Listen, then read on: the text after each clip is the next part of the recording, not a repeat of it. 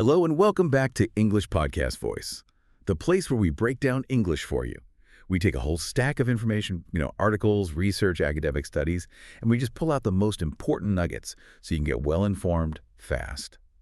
I'm your host, Quinn, and I am so ready to learn today. And I'm Riley, ready to guide us through today's material. It is great to be back for another deep dive. And today, wow, we are tackling what is maybe the single biggest hurdle for every language learner on the planet.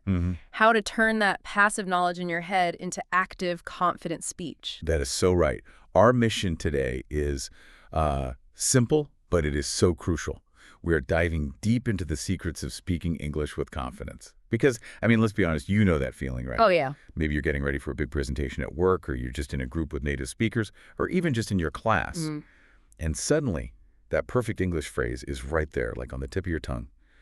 But your mind just hits the brakes. It just freezes. It goes completely blank. Your heart starts pounding. And this little voice, that inner whisper, it just tells you. Don't do it. Don't. You'll embarrass yourself. Just stay quiet. That fear is such an energy drain. And we're going to look at exactly why that hesitation happens. And maybe more importantly, how to systematically, silence that little whisper for good. We're dissecting strategies that move you from just knowing the rules to actually using them freely, confidently, in a real conversation. And we have some amazing sources to guide us today, which really cover the whole spectrum of learning a language. We're not just looking at self-help books, although, we do have some good tips from those too. Exactly. We're starting with academic theory. Our sources include some really foundational research on models like communicative language teaching, or CLT, which is all about communication skills, and the famous natural approach, which explains how a supportive environment is, fundamental to learning. And we've combined that with real-world, on-the-ground data. We have these amazing findings from student-driven research qualitative interviews, actually. And they detail the techniques that English learners themselves are actually using to improve their oral fluency and their self-confidence. So we've basically put the theory right next to the practice to see what really works. And the core discovery here, which I really want you to take in right now, is that confidence. It isn't some magical gift that only some people get. It's not genetic. No, it's something you build. It's practical, brick by brick, through action and the right environment. And we found a major surprise in that student research, especially from the IJO-EEL study. So when we looked at all the strategies students use, from watching movies by themselves to really social stuff, one strategy was the most popular method. But here's the kicker. A completely different strategy was the one that was the most dominant factor in actually building self-confidence. Whoa, okay, so that's the mystery we're going to solve today. What's the difference between an activity that gives you input for fluency and an activity that gives you the courage for confidence? We're going to reveal that confidence winner later in this deep dive, and it might just change how you practice English this week. So you definitely want to stick around for that. Totally. And before we jump into that first section, if you want more deep dives like this one, more language explanations, more chances to get well-informed, do us a huge favor and subscribe to English Podcast Voice and like the episode right now.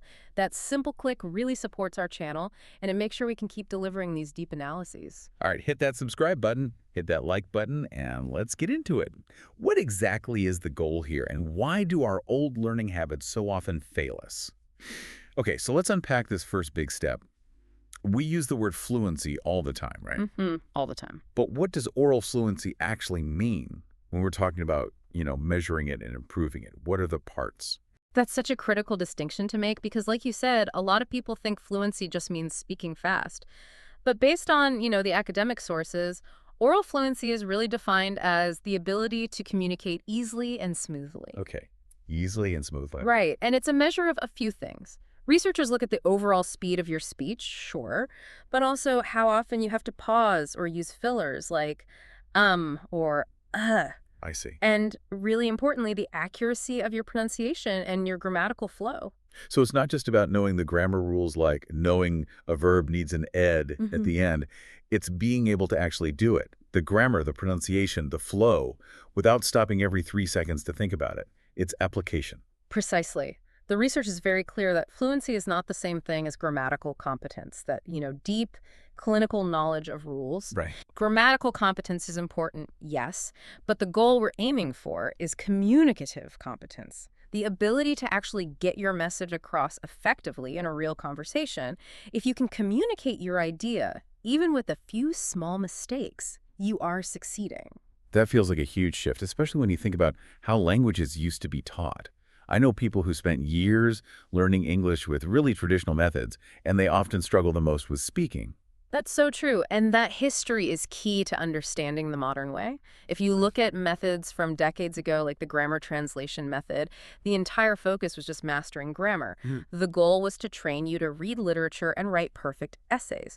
You might spend 50 hours perfectly conjugating the verb to be. But you'd be totally unprepared to ask a stranger for directions. Exactly, that's the gap. The failure to move from clinical knowledge to functional output. I see.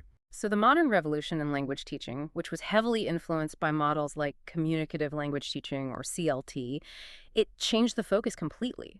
The ultimate goal, according to CLT, is the ability to communicate. Okay, so it's all about function. It demands that learning moves from that clinical study memorizing lists to real-life interaction where the teacher's job is to be a facilitator of communication, not just a corrector of every single mistake. I can totally see how that would reduce the pressure. Yeah. If the teacher isn't jumping on every little error, you're more likely to just speak up and get more practice. Exactly. But let's go back to that painful inner voice.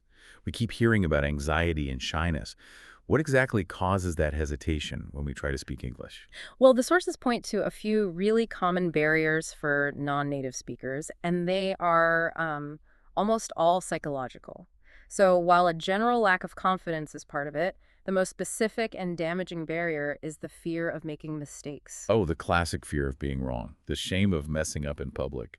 That shyness is often a direct result of worrying about being mocked or maybe being corrected really harshly in the past by a strict teacher or, judgmental classmates. And that hesitation, it just limits your chances to practice, which then stops you from improving your fluency and vocabulary. So it's a terrible self-fulfilling cycle, isn't it? Totally. You're afraid of making a mistake, so you don't talk. Yeah. Then because you don't talk, you don't get practice. Yeah. And the lack of practice just reinforces that feeling that you're bad at it, which makes the fear even worse. Spot on. And this is where the academic context of the natural approach, developed by Stephen Krashen and Tracy Terrell, gives us the solution. They basically argued that if anxiety is the problem, then the environment has to be the solution. Okay, so how does the natural approach solve this anxiety problem? Yeah. How does it let language just emerge? It focuses entirely on creating a low-stress learning environment. Their core ideas are twofold. First, the teaching has to focus on communication and meaning, not just grammar rules. And second, and this is so important, speech production should never be forced. The speaking part is allowed to emerge spontaneously, but only after the learner has been exposed to huge amounts of comprehensible input. Okay, wait, let's zoom in on that idea. Comprehensible input. I've heard that term, but what does CI actually look like for a B1 learner in practice? Great question. It's not just listening to a super fast native speaker talking about, complex physics. Like something that just goes over your head. Exactly. Comprehensible input is language that you can mostly understand. Krashen suggested it should be just slightly above your current level, maybe 80% familiar and 20% new. The key is that the context helps you understand the new stuff. So you're not listening to things that overwhelm you, but things that gently pull you forward. That's a perfect way to put it. And the most important part of that environment, which directly fights that shyness, is the concept of the affective filter. The environment has to be stress-free to actively lower this filter. If it's supportive and the input is comprehensible, learning just happens. So if my affective filter is up, meaning I'm stressed, I'm nervous, I feel judged, my brain basically just blocks any new information. Even perfect comprehensible input. It's like a psychological wall. That's the perfect description. The anxiety isn't just a feeling, it's a real mental barrier that physically stops learning from happening. So creating those supportive, non-judgmental environments is the absolute first step to getting past that barrier and letting confidence grow. Okay, so now that we know the goal is communication and the main enemy is this affective filter, let's look at what the students themselves are actually doing. The IJOYL study gave us this fantastic insight into their own practice strategies. This is where we go from theory to real-world application. The researchers interviewed students who were actively trying to improve their speaking, and they found 4 main strategy groups they were using outside of class. Let's start with the one you teased in the intro, the most common one. the go-to strategy for most students? That would be media immersion, specifically watching English video content. Ah, of course. This means movies, Netflix shows, YouTube vlogs, all of it. Students said this was the most fun and accessible method they use. I do this all the time. It feels passive, but what exactly makes watching videos so good for improving oral fluency? It works on a few different levels. First, it gives you authentic, fast input. Second, it helps you understand vocabulary and phrases in context, which is essential for communication. I see. And third, and this is maybe the most important, it gets you used to how native speakers really sound, their pronunciation, their rhythm, their sentence stress. You can't learn the music of English from a textbook. So true. Students said things like, I enrich my vocabulary when I watch English shows, or I just listen to a lot of music and watch videos. It was everywhere in the interviews. It's basically immersion without the pressure of having to talk back. You're just absorbing the rhythm of the language. And many students then combine that with strategy number 2. Independent practice. This is the solo work that builds up your muscle memory. Tell me more about that. What kind of independent practice were they talking about? This is all about low-pressure practice you do on your own to build confidence when no one's watching.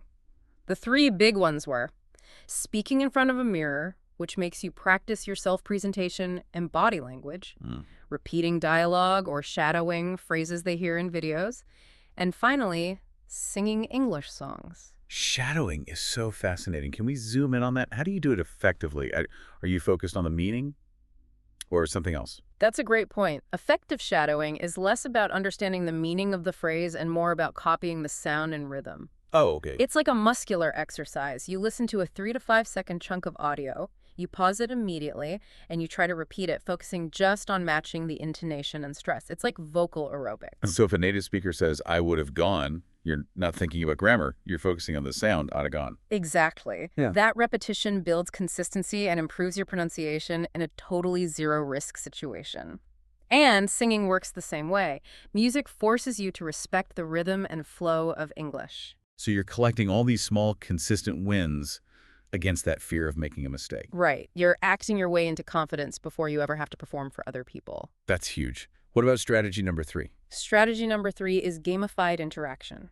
This involves using English learning apps like Duolingo or, and this was interesting, playing online games with friends. The online games part still surprises me. Isn't that just like casual chatting? Is it really that effective for fluency? It's highly effective, but for one very specific reason.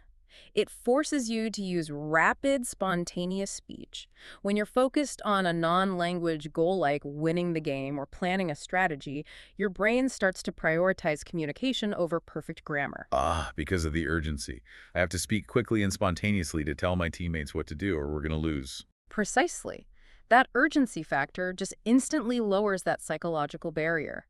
The need to get the message across becomes way more important than the fear of making a small mistake. The researchers found this kind of environment actually mirrors what happens in real-life, high-stakes communication. That totally reminds me of the classic information gap activity from the CLT research we talked about earlier. That's a perfect connection. The information gap is designed to do exactly that, force real communication.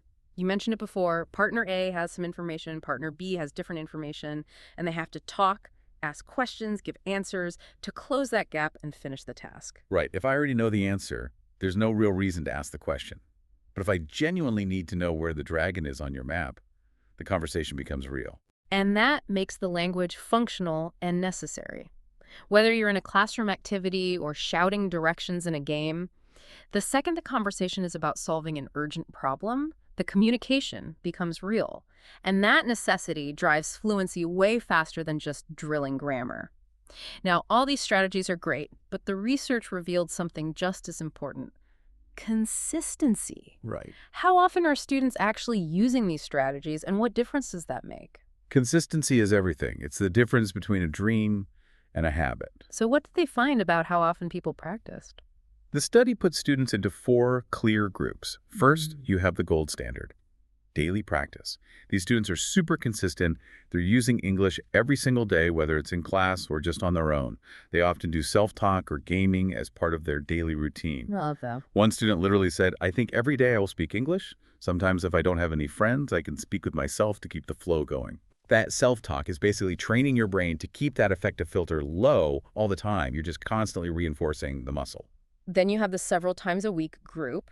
These are people who do focused activities like watching videos or shadowing, maybe 2 to 4 times a week. They have a solid routine. So intentional, structured practice is the key for them. Right. The third category is sometimes. These students only practice when they have to or when they're in the mood. So their practice depends on motivation or a specific opportunity, like a scheduled class discussion. Their usage is maybe a 5 out of 10. So their learning is really reactive. They're waiting for external prompts, which makes it hard to grow confidence reliably. Exactly. And finally, you have the rarely category. Students who only use English in very limited situations, like maybe passively watching a movie but not actively seeking out conversation or practice. The difference in fluency and confidence between the daily group and the rarely group must be just enormous. And this connects so deeply to the mindset sources we looked at. Absolutely. The confidence sources all said the same thing. You don't magically think your way into confidence, you act your way into it. Confidence is the result of action. And the value of that daily commitment isn't about the amount of time. It's about taking a small, manageable risk every single day. The source said to ask one question or practice one sentence out loud in the mirror. That small effort, when you repeat it daily, builds confidence brick by brick. And this links directly to the mindset link in the student study. Students who practice regularly said they felt more prepared and, crucially, less nervous over time. Consistency gives your brain proof that you're capable.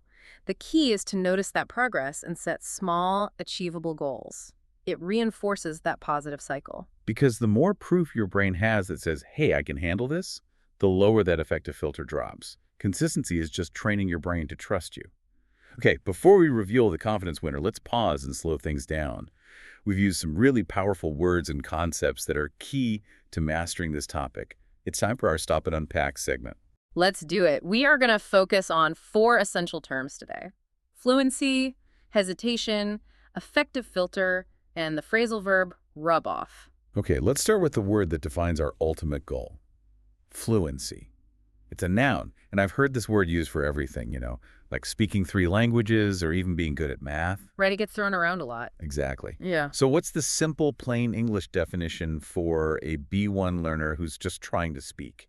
That's a great question. When we're talking about language, fluency is, well, it's just the quality of being able to speak easily, smoothly, and correctly without stopping too much. It's all about that seamless flow. Perfect. Okay, give us those distinct examples for the context loop. Okay. Number 1, formal. She achieved true fluency in 3 languages after only 2 years of intensive study abroad. Number 2, casual. My oral fluency improves a lot when I talk quickly with my language exchange partner because they force me to think fast. I like that one. And number 3, a funny one. My old professor lectured with such surprising fluency that he somehow managed to talk for 5 hours without taking a single breath. Wow. And finally, the academic link. The goal of the CLT curriculum is to prioritize communicative fluency over perfect grammatical accuracy. Okay, let's try a quick skit. I'll ask you about a presentation you just gave. Sounds good. Hey, how did your presentation go yesterday? I heard it was a tough crowd. It was stressful. I think I got my message across, but I really need to work on my fluency so I don't pause and say like, or so much next time. I just need to be smoother. I totally get that. That flow really helps the audience stay with you. Exactly. And for collocations, you often hear high fluency, good fluency, or speaking fluency. And we use verbs like achieve fluency or improve fluency. Excellent. Okay, let's move to the feeling that stops that flow. Hesitation. It's a noun. This word describes exactly that psychological block we're all trying to overcome. Hesitation is a pause or a stop before you speak or act, and it's usually because you feel doubt or fear or you're just not sure. It's that moment the fear wins. Okay, give us the context loop for that. Number 1, formal. The witness's long hesitation before answering suggested she was carefully considering her words. Number 2, casual. Don't let a moment of hesitation stop you from raising your hand in class. Your idea might be the best one. Good advice. And number 3, funny. There was zero hesitation when the waiter offered me a 3rd piece of birthday cake. I accepted it immediately. Me too. And the academic link. Overcoming the hesitation associated with public speaking is a vital step in lowering the affective filter. Okay, let's try a scenario. We're talking about a time-sensitive decision. Ready? The deadline to apply for that scholarship is tomorrow. Should we send it in now Or wait until tonight to check it one more time. Why the hesitation? We've already checked it 3 times. If we wait, the website might crash. Let's just send it now. You're right. Good call. We need to overcome our nervousness. What about collocations for hesitation? You often hear a moment of hesitation without hesitation, which means immediately, or verbs like overcome hesitation and feel hesitation. Perfect. Now let's tackle the big psychological term, that barrier we mentioned, affective filter. It sounds so scientific. It does, but it's a really simple idea once you get it. The affective filter is a mental barrier. Just think of it like a wall in your mind that stops language from getting in and being learned. And this wall goes up when you feel high stress, high anxiety, or you have low motivation. And when that filter is high, even if the teacher's speaking perfect, clear English, our brain is just saying, nope, not right now. Exactly. And when the filter is low, you're relaxed, you're motivated, and the language just flows right in. You can learn easily. Okay, let's hear the examples for this one. It's number 1, formal. Effective language teachers aim to lower the student's affective filter by creating a supportive, non-judgmental environment. Number 2, casual. My affective filter shoots up whenever I have to give a presentation, and I just instantly forget all my vocabulary. I feel that. Number 3, a funny one. I can only learn new German vocabulary if my affective filter is completely lowered by wearing my pajamas and drinking a calming cup of tea. I love that one. And the academic link. The low-stress nature of online gaming helps to suppress the affective filter, making spontaneous communication easier. Okay, skit time. We're talking about why our friend dropped out of our study group. Okay. Alex dropped out of the conversation class. I don't get it. She was doing great on the homework. She told me she was too stressed. The other students were correcting her pronunciation every time she spoke. She said her affective filter was just too high to learn anything. Oh, that's such a shame. We need to remind everyone that our goal is communication, not perfection.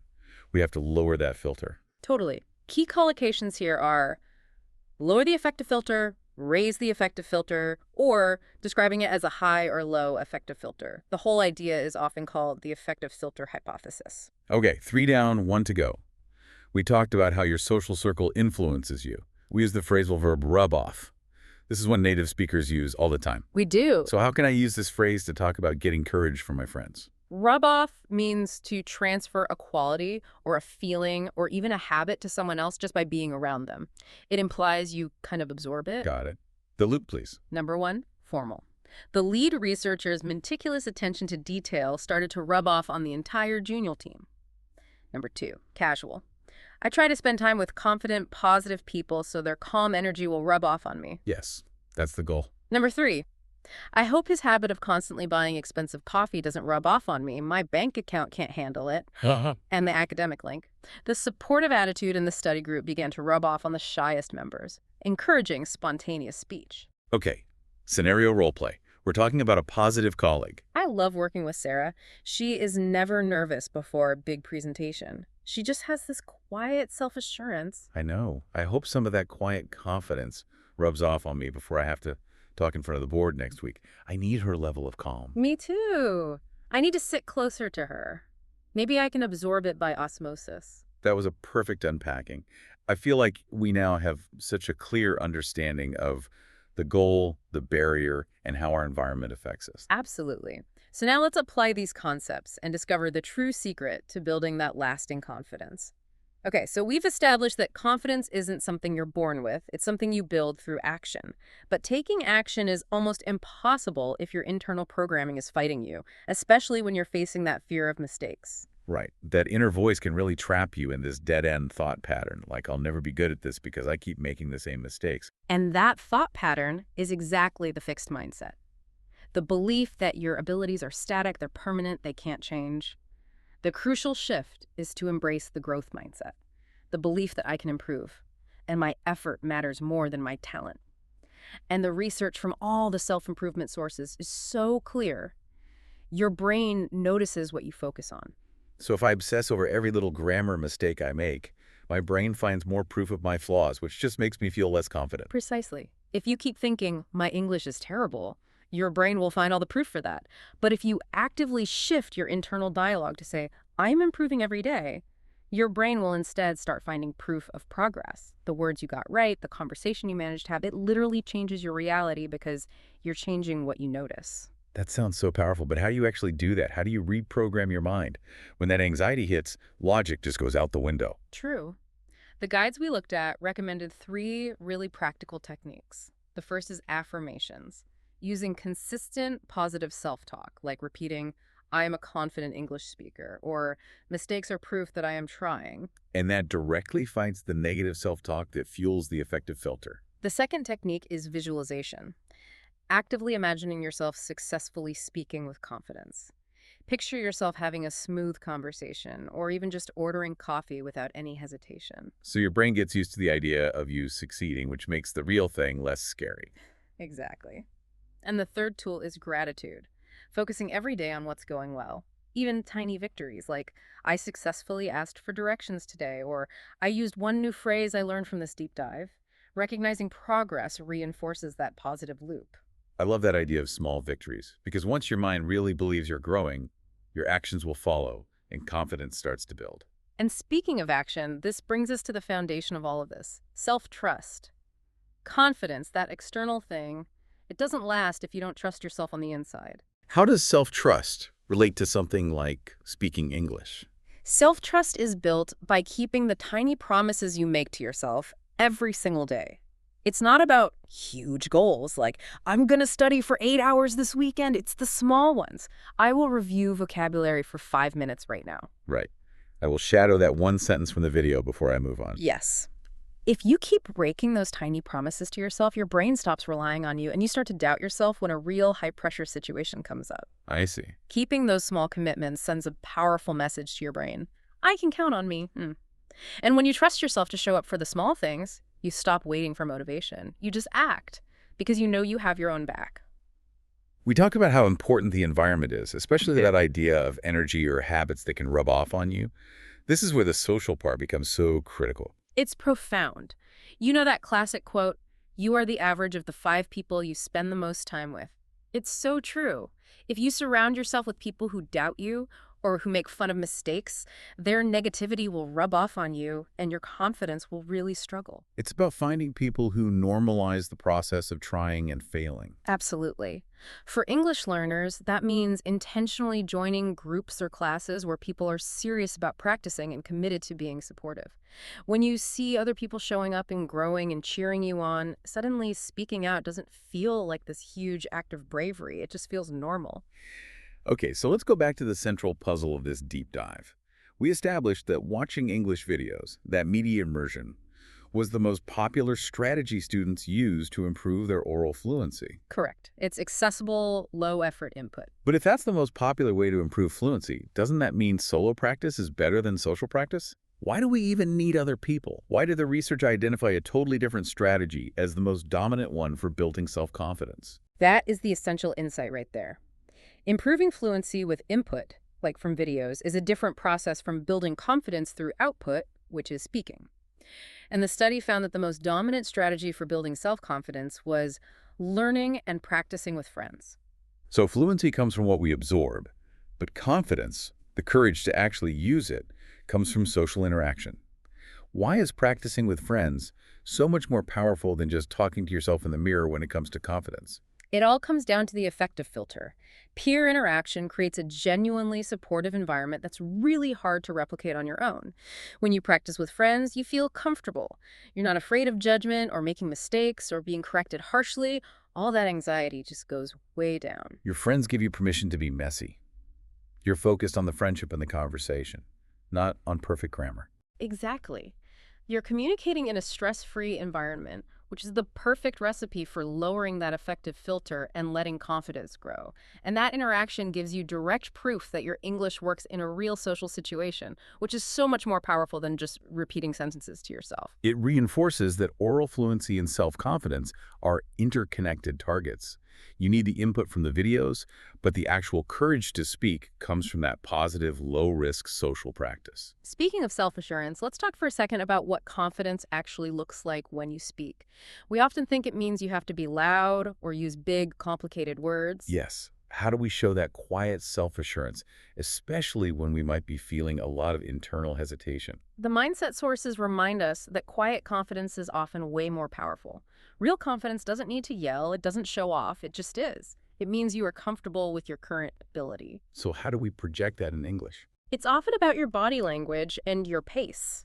Focusing on standing tall, making eye contact, and crucially, when you speak, the advice is to speak slower and more clearly. You have to own your pace instead of rushing to impress people. Slowing down gives you time to think, and it makes your pronunciation clearer. Precisely. Simple words, spoken calmly and with presence, are so much more powerful than long, complicated sentences delivered with uncertainty. If you're learning, embrace the pause. That stillness has power. Okay, we have covered so much ground today, from the effective filter to letting confidence rub off on you. As we wrap up, I want to talk about one very common mistake I hear from B1 learners. It's about confusing related words. The noun versus the adjective trap. It's probably the most common grammar mistake on this topic. Exactly. When people talk about their feelings, I often hear things like, I am confident, or I feel struggle when I speak English. Can I see it like that? That's a classic learner error. And, well, technically no, not if you want to sound fluent and clear. The problem is mixing up the noun form, the idea, with the adjective or verb form, the state you're in. So how do native speakers actually say those things? Let's start with confidence. That's the noun, the feeling. If you want to describe yourself, you need the adjective. So instead of I am confident, a native speaker would say I am confident. Or you could treat it like a possession and say I have confidence. I am confident. I have confidence. Got it. What about struggle? I hear I feel struggle a lot. Same issue. Struggle is the noun, the difficult effort. To talk about the action you're doing right now, you need the verb form, usually in the continuous tense. So instead of I feel struggle, you would say I am struggling. Or if you want a powerful alternative, you could say I feel challenged. That's very clear. Yeah. Okay, let's practice those correct sentences. I want to emphasize the endings for everyone listening. You go first. Okay. I am so confident about my ability to order coffee in English now. I feel great that I have confidence now because I practice every day. Even though I am struggling with my pronunciation of the sound, I won't let it raise my effective filter. And I feel challenged by the speed of native speakers, but I'm learning and I'm making progress. Excellent job emphasizing those endings. Remembering to use those adjective or verb forms when you're describing a state of being is a tiny fix that makes you sound much more advanced. And now it is time for a quick test to see how well you absorbed everything today, just like we promised. Quinn and you, our listener, get ready. I'm going to ask you to define the 3 most important vocabulary items we learned today. I am ready. Hit me with the pop quiz. First up, in plain English, what is fluency? Okay, fluency is the quality of speaking easily, smoothly, and correctly, without a lot of long pauses. It's all about the flow. Perfect. Next, describe the effective filter. What is it and what makes it go high or low? The effective filter is that psychological wall that stops you from learning. It shoots up when you feel high stress or anxiety like being afraid of judgment, but it drops way down when you are relaxed and feel supported, which is why practicing with friends is so good for it. Spot on. That low-stress environment is the absolute key. And finally, explain the phrasal verb rub off in the context of confidence. Rub off means transferring a quality or an energy to someone else just by being around them. So if I surround myself with supportive, confident people, their positive energy and their good habits will rub off on me. Beautifully done. That means you've successfully absorbed the key concepts from our deep dive today. So what does this all mean for you, the listener? Let's summarize the 3 main actionable takeaways for building that lasting confidence and fluency. Number 1, you have to change your mindset. Mistakes are not proof that you're failing. They are proof that you are learning and taking action. Focus on progress, not perfection. Number 2, find a supportive environment. The research is clear. Practicing with friends is the best way to build self-confidence because that peer interaction is what lowers the effective filter. And number 3, build self-trust. Stop waiting for motivation and start acting your way into confidence by keeping those small, consistent, daily promises to yourself. That is such powerful, actionable advice. We really want you to take this and use it right away. So here is your micro challenge. Take 1 confident step today, or just use one of the 4 words we learned: fluency, hesitation, effective filter, or rub off in an English sentence. Write it down, say it out loud, or maybe even use it on a comment below. That's a great challenge. And don't forget, if you want the full notes and all the extra material from this deep dive, you can find the link to the free PDF guide in the description. And please don't forget to like and subscribe to English Podcast Voice. Your support really helps us create more deep dives just like this one. I'm Quinn. Thank you for joining us on this confidence journey. And remember, act your way into confidence. We'll see you next time. And I'm Riley. Bye.